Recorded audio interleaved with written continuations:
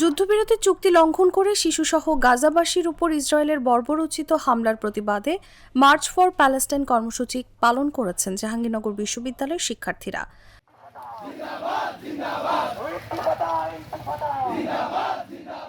বুধবার রাত 10:30টায় বিশ্ববিদ্যালয়ের বটতলা থেকে একটি সংহতি মিছিল বের করেন তারা। মিছিলটি শহীদ সালাম বরকত হল, চৌরঙ্গী মেডিকেল এবং ছাত্রী হল সংলগ্ন সড়ক ঘুরে এসে শহীদ মিনারে শেষ হয়। মিছিল শেষে সেখানে একটি সংক্ষিপ্ত সমাবেশ ও গাজাবাসীর জন্য দোয়া মোনাজাত করেন তারা।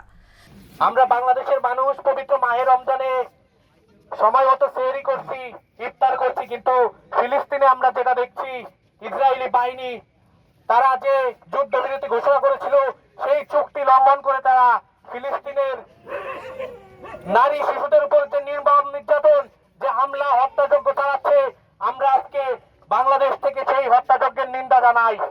আমরা স্পষ্ট করে বলে দিতে চাই, মুসলিম সম্প্রদায়ের বিভক্তির কারণে ইসরায়েলের মতো বিরোধী শক্তিগুলো মাথা ছাড়া দিয়ে উঠতেছে।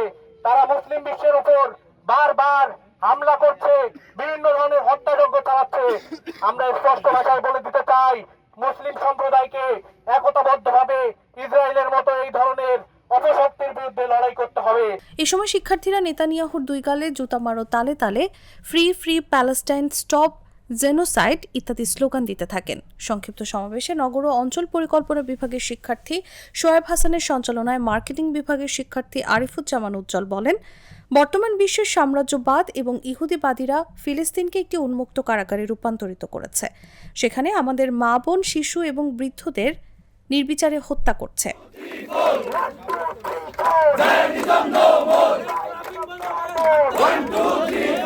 We strongly condemn the barbaric aerial attack on the Palestinian men, women and children.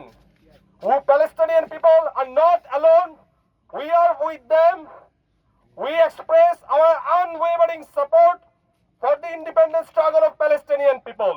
Palestine will be free, free from occupation, free from Zionism, free from oppression. Long live Palestine!